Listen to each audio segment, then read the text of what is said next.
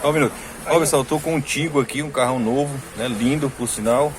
E o cliente foi na concessionária porque o ar-condicionado não estava gelando.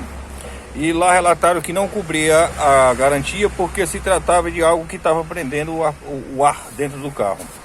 Chegando aqui, a gente foi verificar o carro as pressões normais, e a gente verificou que uma sacola de plástico estava impedindo o ar circular dentro do carro. Pronto, o carro dele foi resolvido, o cliente não paga nada por isso, e o diagnóstico honesto e correto.